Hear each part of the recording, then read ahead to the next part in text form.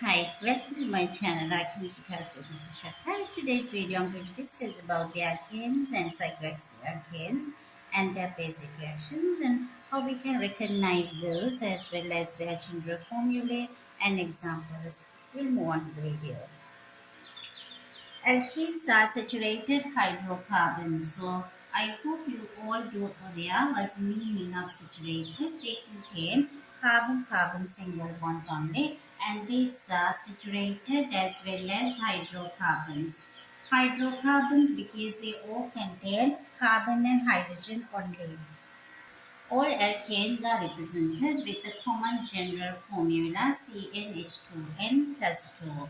So according to this one, we get the first member is the CH4, the second one C2H6, third one becomes C3H6 because it is the N is equals to 1 for methane, N is equals to 2, N is equals to 3. When N equals to 4, it becomes C4H10. So these are the first four members of alkane. So you can see that it is that all they are represented with the common general formula. The difference between two adjacent members is a CH2 group. Two close by members is a CH2 group, and their molar mass increases as go down. So it is 16 and it is the 34 C2H6 and the 40, this is 36, 40 and the 44 for propane as well as the 58. So the molar mass goes higher means and more electrons and more London forces in between. It is this the methane molecules as well as the other molecules of methane. Intermolecular London forces are increasing. Therefore, physical properties such as the boiling point, melting point, and density, these are increasing as go down this series. So we call alkanes are forming a homologous series of compounds. Homologous series of compound to fulfill, it should be having all members are represented with a common general formula. At the same time, the molar mass increases and the physical properties increases, and they all members undergo similar chemical reactions, and the difference between two close by members is a CH2 group. If these criteria are completed, it is belong to a homologous series of compounds. When referring to the properties and uses of alkanes are very unreactive. Unreactive substances, also these are inert compounds. These are unreactive because they contain strong carbon-hydrogen as well as the carbon-carbon bonds. So it is less chances for it to undergo chemical reactions with the incoming groups. Crude oil is a mixture of alkanes, so it is not useful as it is, so it has to be subjected to fractional distillation. Once it is subjected to fractional distillation, all sort of different fractions are separated which contain different alkane numbers with different carbon numbers. When concerning the reactions of alkanes, the alkanes are basically undergo two types of reactions. So these two types of reactions are the combustion reactions and substitution reactions. The combustion can be divided into two other parts. Either it is a complete combustion or else it can be incomplete combustion. So the difference of these two is that the complete combustion is there is a plentiful supply of oxygen. Alkane burn in plentiful supply of oxygen. At the other one, the incomplete combustion, it happens with limited supply of oxygen. So it is the limited supply of oxygen. This is the incomplete combustion, and the complete combustion. These are the products generated are carbon dioxide and water. Incomplete combustion can create poisonous gas carbon monoxide or particles of carbon. So instead of complete combustion, so it is producing less energy. When it is releases less energy with incomplete combustion. Complete combustion releases more energy. Also, the carbon dioxide releases a greenhouse gas. So the greenhouse gas responsible for global warming, which is resulting due to complete combustion. Incomplete combustion releases carbon monoxide, which is a poisonous gas. This can limit the oxygen intake to the body because carbon monoxide can combine with the blood hemoglobin the same way as the oxygen does, so it limits oxygen intake to the body. Particles of carbon reacted, these are released into the atmosphere because it is very much limited supply of oxygen, so they alkane burn quite incompletely. Here are the two examples for complete combustion. It's taken the butane as a gas. It burns in the gaseous oxygen. 4 carbon dioxide is released and it should be 5H2O, which is contains as a liquid at this room temperature. In balancing 4 times to 8 and 5 13, so I should put 6.5 oxygen when it refers to 1 mole of butane. C8H18 is a liquid at room temperature, burns in oxygen producing 8 carbon dioxide gas and 18, so it would be 9H2O liquid, and it would be needed the oxygen 8 times to 16 and the 9, so it should be 25 oxygen, or 12.5 times 2 would be that balance equations for complete combustion. Moving on to the incomplete combustion, the examples, I have taken the same butane, so 4 carbon generate 4 carbon dioxide, the 10 would be 5. Altogether it is the 4 oxygen and 5 oxygen 9, therefore I can put 9 divided by 2 times 2. C8 generated 6 carbon monoxide and another 2 carbon, altogether 8. 18 would go away as the 9 water, so it should be 9 and the 6 would be 15, so I can put 15 over 2, or else it can be arranged 7.5 oxygen. So 9 over 2 can be used as this 4.5 O2 as well. So these are the examples being taken for incomplete combustion, which generate carbon monoxide, or else it could be that particles of carbon, so oxygen intake is limited for incomplete combustion. Moving on to the substitution reactions, you can see I have taken the example, this methane reacts with fluorine in the presence of UV light. This is the condition needed for the reaction. That means energy is needed to initiate the reaction. This reaction taking place in 3 basic stages, or 3 basic steps. So these 3 basic stages are known as initiation, propagation. So it's the initiation stage. At the same time, the propagation stage. At the end of this stage would be the third stage, is the termination.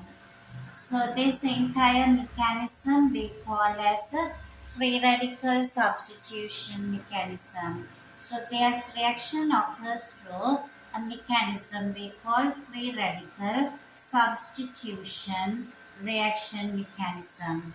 So free radical substitution reaction would be, this is, you call this the reaction mechanism, which is the one we call this reaction occurs. So it is basically of 3 basic stages: initiation, propagation and the termination. To move further, we should know the definition of free radical and the homolytic bond breaking. At the same time, it is that half curly arrows. The meaning of these things should be aware to move further up in this part of this mechanism. Free radical means either atom or group of atoms. It can be either atom or group of atoms with one unpaired electron. Group of atoms with an unpaired electron. So if these two conditions are fulfilled, we call it is a free radical. So free radicals are generated by homolytic bond breaking when we are referring to chlorine, chlorine in this reaction in the presence of this the UV light. So UV light provides energy, so which is sufficient to break this covalent bonding to. It is all kind of the two atoms are separated, generating each chlorine with one electron. So we call these free radicals. Free radicals definition goes as the atom or group of atoms with an unpaired electron. So the free radicals are generated with this kind of representation. This half curly arrow shows movement of a single electron. Movement of a single electron did not involve a pair of electrons. So in that condition we obtain half curly arrow. So the half curly arrows are generating free radicals. These are identical spaces. The bond is broken down equally because equal products, identical products are generated. For that we need the conditions in the reactions with UV light, which provides energy in order to break the chlorine, chlorine or whatever the halogen being used to generate free radicals. So the first step of the mechanism involved initiation step, in which it involved is the movement of this the single electron generating chlorine free radicals. So this produces two chlorine free radicals. So this is the initiation step of the reaction which needs here the UV light providing energy for the process occurs by breaking the chlorine-chlorine. Second step in the mechanism is the initiation of free radicals are generated in the second step of propagation step. Now it uses one free radical and generate another free radical. If I represent the displayed formula of the methane like that, so it is free radicals are very reactive species.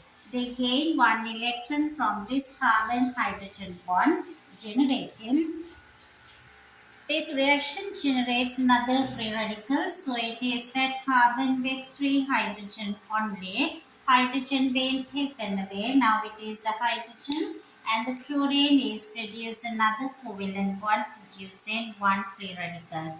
Use one free radical, form one free radical, another free radical. This is the consequence in this propagation step. This is the first propagation step.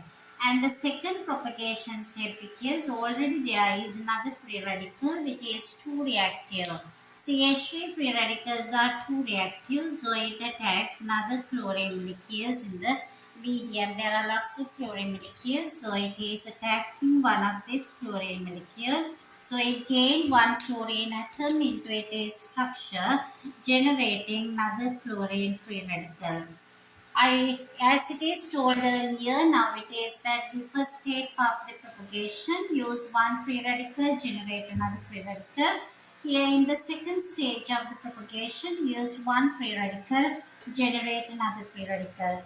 This reaction continuously taking place. We need our product to be the chloromethane, which we wanted have, but reaction does not stop at this level because once it is being substituted, once the reaction continues until all the hydrogens are being substituted by the chlorine atoms. So it's a chain reaction where there are lots of free radicals are generated, so the reaction continues.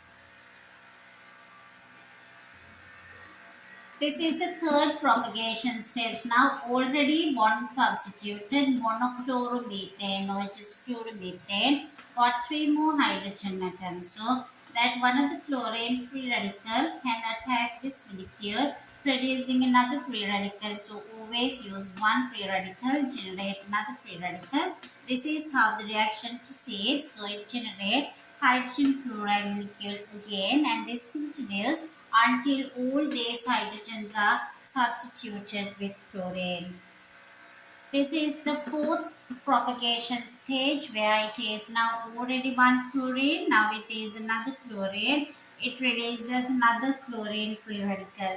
Use one free radical, form another free radical. So this is the fourth kind of the propagation step, but it is the fourth step of this, the fourth reaction of this propagation reactions where it produces dichloromethane now. So it is that reaction continues until all these two hydrogens also get substituted by chlorine. So it happened is the fifth of propagation step. It is the fifth reaction. It is already two chlorine got substituted. This is dichloromethane react with another chlorine free radical generating another free radical and producing hydrogen chloride molecule. And the next one would be the sixth of the step would be it is the sixth reaction of the propagation step. Now it is already two substituted by chlorine become free radical attack another chlorine molecule generating chlorine free radical again.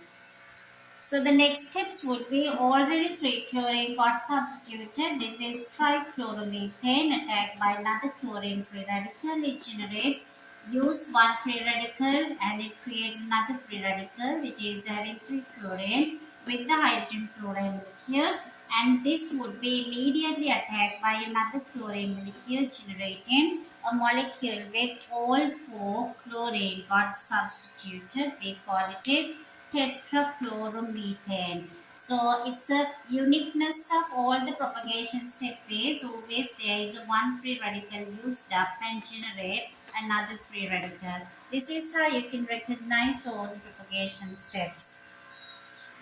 This is the third step we call as the termination step. It's always use up 2 free radicals.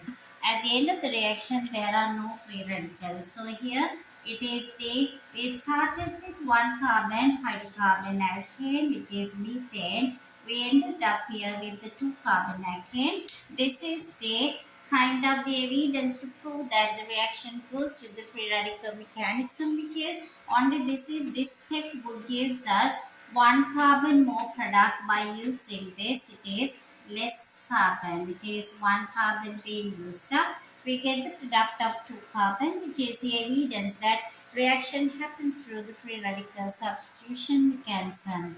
So you can write down any amount of the examples. So I have been chosen here a few more examples. So it is we make these free radicals during our propagation step. So this could be attached with another free radical. So there would be a covalent one now. It could be again 2 carbon product like this. So it could be this the final thing like this carbon with 4 chlorine, because there wouldn't be any more free radicals as all free radicals are now reacting together in the termination step. So I had chosen 3 examples in the termination reactions where there is a uniqueness is that generating of this the alkane of more than 1 carbon than what the alkane being used up is the evidence the reaction took place through free radical reaction mechanism.